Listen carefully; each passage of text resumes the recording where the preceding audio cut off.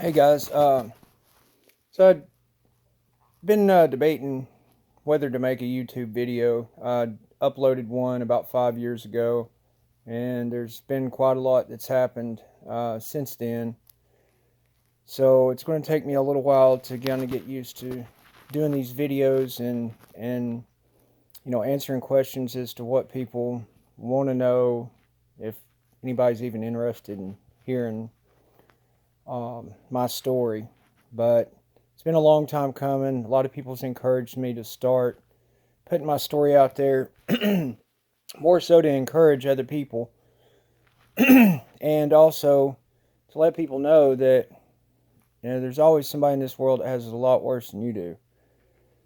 Um, so I'm just going to go over it briefly and then kind of see what the response I get is, and if um, it's a decent response, then I'll go into more in-depth detail as to everything that's happened in the last 3 years. It's not been easy. There's just been so much. I've got a lot of support, especially locally. Um, so this is more so just to try to, you know, give just informational purposes, I guess. Like I said, this is something I'm not used to doing, making videos, so this first video is probably not going to be the greatest, and I apologize. It's just I'm a work in progress, especially doing stuff like this. Um, Anyways, to start out, the video that I made 5 years ago was my first drone video, and in that, I guess there had been a comment about I was supposed to get a heart transplant, and that's kind of where this is at, I should say, of why I'm making this video. So this is, like I said, this is going to be brief. So in 2015, I was diagnosed with heart failure, stage 3.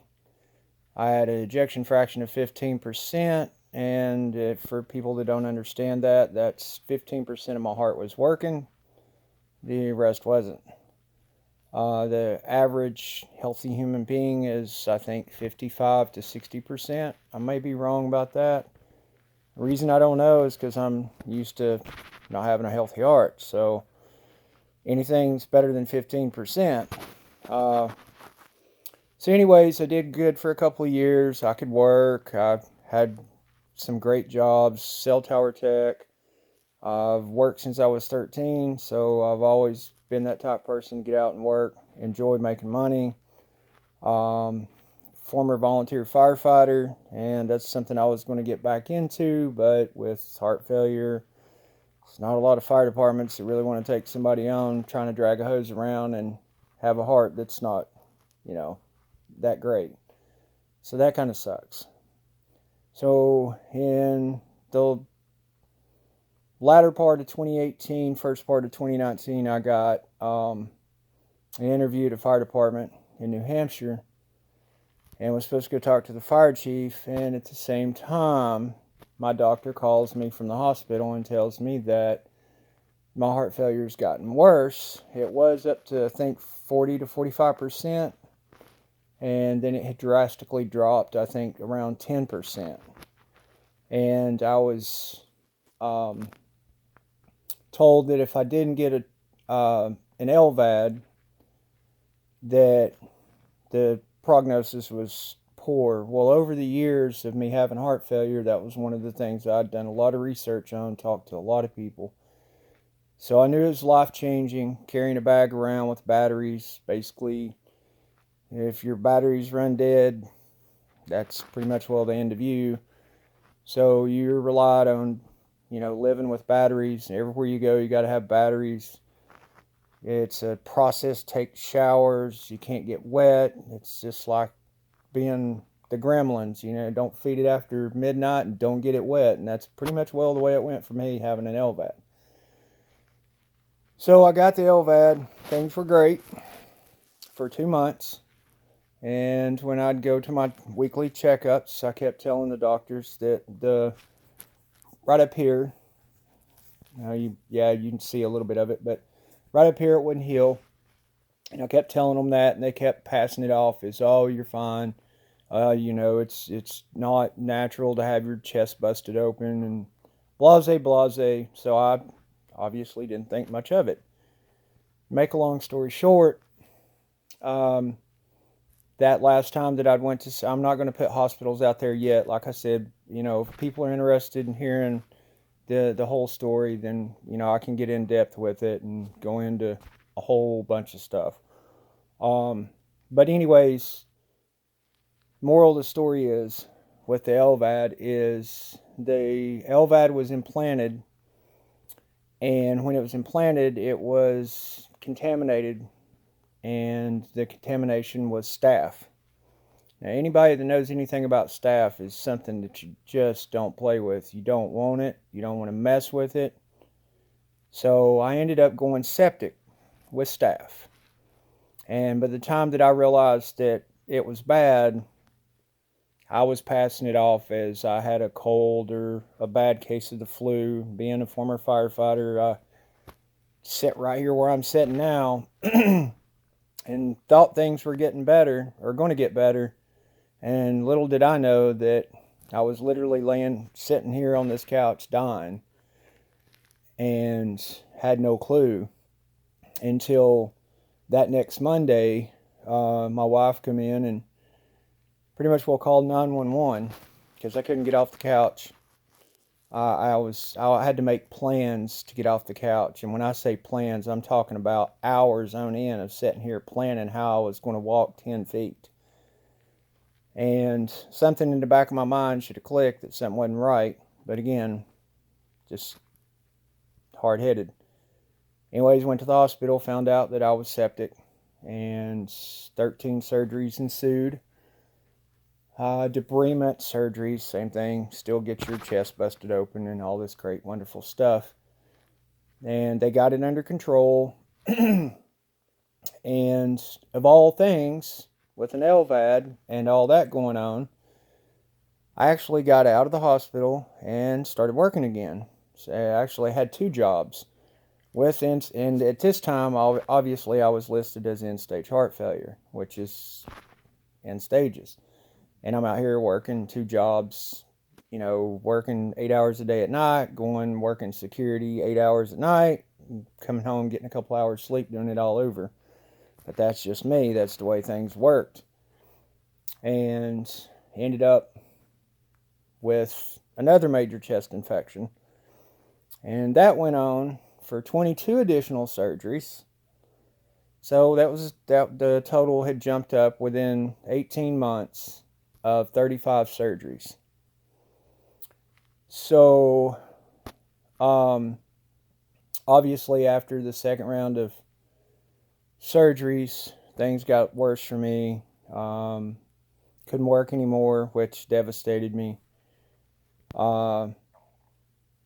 Pretty much wanted to get away from this hospital where all this had started and find a second opinion. But anybody that's dealt with LVAD patients, or anybody that's had an LVAD, or anybody that's planning on getting an LVAD, this is why I'm kind of putting this out there. It's not something to be taken lightly, and the risks sometimes far outweigh the benefits. And sometimes, in a story like mine, I wish I'd have never seen it. I wish I'd have never got it. I wish I'd have took my chances. So, tried to get away from the hospital to go get a second opinion to see what was really going on. And every hospital I went to turned me away in a nice way of saying, you need to go back to that hospital. They need to take care of you. And when you've had your wit's end of not getting the answers you need and cutting all your lines and walking out of the hospital down the road with lines dragging because they can't answer a simple question. I mean, to anybody, that's pretty serious. And things just got worse after that. And that was my first round of surgeries, not the second round. So, anyways, the story goes, November of 2021, I'd started the conversation in February of 2021. to disconnect the LVAD. Actually, I'd wanted it taken out of my chest because as long as the metal's in there, I'm going to be on lifetime antibiotics. I'm going to constantly have this infection, and at any time it could go rogue, and God knows if this next time will be the last time. Because this last time they actually come to me and told me there was nothing they could do. So here I am sitting on a ticking time bomb and not knowing that if I'm going to die, going septic and dying, which I can't even begin to explain how miserable that feeling is. So anyways, I talked to the hospital several times about disconnecting and had, accepted what could potentially happen by turning a heart pump off, which is basically keeping me alive and doing the work for my heart. And every time the plan was to turn the LVAD down, see, what would happen if the LVAD was turned off. Not turned off. Well, yeah, turned off. But if they turned it down, at least it would give me a chance to feel what life would be like, because once I decided, they wouldn't take it out. They refused to. So the only other option was to just disconnect. And every time the appointments was made and I went to the hospital, the deal was to turn it down and me get up and walk around and see how I feel. Never happened. And that happened 3 times. And the third time I kind of cornered them, and their excuse was, well, we're not here for that. So they had multiple times they could have done this. So one day I was having issues with the pump, and I went to the hospital, and obviously with something like that, it's, you count your chickens. They're going to put you in the hospital every time. A hiccup, alarm, anything. It's a surefire way to spend at least a few days in the hospital. So they put me in the hospital. Doctor comes in, looks at me, says, well, we can't find anything wrong with the LVAD. It must be something you're doing. So I read between the lines of what the doctor was saying, and I know why they were trying to hint to that. It's because I'd been hinting about wanting to disconnect. So right then and there in the hospital room with 3 doctors and nurses, I said, we can just eliminate this right here, right now. I says, if you can't find anything wrong with it and that's the stance you're going to have, I said, then since I'm here and let's just disconnect. Let's just be done with it. And you put it over there and I'll be over here, and we don't have that problem anymore. I don't have to worry about batteries, alarms, none of that. And I'm ready to accept whatever happens. The doctor looks at me. Now, mind you, this has been going on for 10 months. Doctor looks at me and he says, well, what's going on in your life that would make you want to do this? And talking about being beside yourself. That these people were trying they pulled out all the stops. They were ready to go to war, and whatever it took to keep me from disconnecting or twisting it any which way. And when I started noticing this, it really started making me wonder, what are they hiding? Why won't they do what we've agreed to do of turning the LVAD down, letting me see how I feel? And now that I've come out and said, let's just disconnect, I'm ready to disconnect. Let's do it. Let's do it now. Let's get this party started. Then they turn it around on me and say, well, what's going on in your life? You want to do this? That's when alarm bells started going off. That something's not right. Something's just not right. So, I'm not going to go into detail of everything that happened, but anyways, there were some things within the hour after the doctor left the hospital room that happened. And when I realized what was going on, I signed out AMA. I told them I was done. And we called the doctor that afternoon, or I did, and we was trying to get the doctor's name, and the hospital wouldn't release it, of the doctor that did this. And it was a bunch of cover up, a bunch of, I'm the patient. I mean, why can't I ask what doctor I had? That doesn't make stupid sense. And finally the doctor calls back, and I says, well, I'm going to disconnect my LVAD. I says, so since you're not going to do anything, what's the next steps of helping, me at least stay alive? And the wife was opposed to it because obviously she didn't know what was going to happen, but I was dead set. Mine was made up. After that comment, I was dead set on it. So the next morning I get up. I know this is going on. I wasn't going to go in depth, but the next morning I get up, drive down the road, and say a lot of prayers, and I just disconnect my LVAD. Because if I wanted to get away from the hospital, I had to get away from the LVAD. And that was the only way to do it. It's just the only way to get away from them people. So I disconnect the LVAD. I wait 30 minutes. I feel great. I get up, walk around my car, this, that, and the other. So I realized that I can't just do this alone, that I've got to make phone calls. I've got to at least get some things done, whether I like it or not. So the first phone call I made was to the police, because we already know, read between the lines of what the hospital was trying to insinuate. So I called the police, and they come out. They know me because of all the 911 calls because of my heart condition. And they follow me home, and the wife actually was real supportive. And the only stipulation they had was me go to the local hospital, get checked out, and if the doctor said I was good to go home, no harm, no foul. So I get to the local hospital. I'm looking good, doing good. They're amazed. They can't believe I'm alive.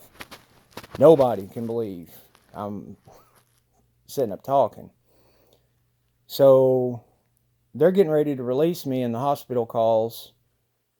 That hospital calls and says, no, we want him flown down here. We want him down here. So I get down there, and they put me on suicide precautions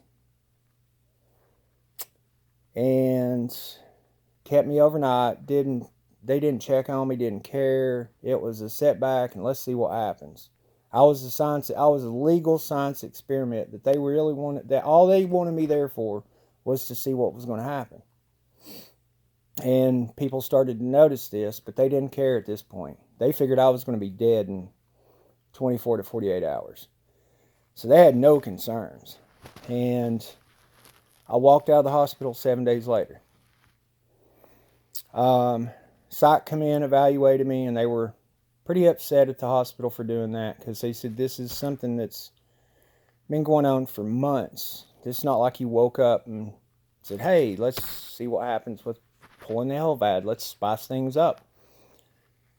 And so I'm pretty sure some heads rolled over that one, which just kind of goes along with the story. There's, like I said, there's a lot more to this. And now I can't work. Nobody wants to deal with somebody that has a hunk of metal in their chest. And it bothers me because I feel like I can work. I want to work. I'm trying to start a business, but I can't because I have no capital to start a business, because I can't work to make money to save. So it's rough, to say the least. And I started to put this story out there for this reason. I know it's not like some of the things on YouTube that's all exciting, and maybe I can figure out ways to kind of make it a little more exciting or whatnot. But like I said, there's a lot more that goes with it, and I just wanted to see, what kind of viewership I get by just starting to put my story out there, and then kind of go in depth of a lot of the ins and outs that I went through with people. Some of the support that I have of literally being called a miracle. The local fire department, I'm probably more talked about than anybody else in this town, because I've been told several times by several people that 1 out of 8 billion people, and you're the only one we know that has surpassed all the odds of 2 major infections and disconnect valve adds, and you know, now I'm running on 13% heart function, which is worse than what I started out with. And here I am literally begging to go to work when most people are begging to stay home and not work. So maybe I can get some support on that. Maybe I can get some support on, you know, what to do about trying to come up with some help of getting my business started. Since I was a firefighter and can't do that now, I'd like to start a roadside, you know, doing tire changes, unlocks, just something else to help people out, because I've always been that type of person, a people person that, you know, enjoys helping people. That's obviously why I was a firefighter. And I've done roadside before, towing and stuff, and it's just another thing I enjoy doing. But obviously, if I could start out doing something, it's better than nothing, and getting a little bit of income instead of struggling like I am. So I'll not keep you guys any longer. Really don't expect the video to go very far. But hey, all I can do is try. I've not given up in 7 years, 6 years, whatever it's been. Still trying, so that's all I can do is just to continue. So if you guys have any questions, put them in the comments. I'll try to answer them. If there's an overwhelming response to this, just give me a little bit of time to kind of go through and respond, or just if I don't respond, I'll try to make a video trying to answer some questions, or you know, going a little bit more in depth of seeing what you guys want to, you know, hear about the most, or you know, the jobs that I've had and why I lost them, or how it went, or you know, the the struggles I went through in the hospital, you know, 4 and 5 and 6 months stays at a time. You know, like I said, I don't mind sharing the story at all, and you know, definitely don't mind the questions. So whoever has any questions, feel free.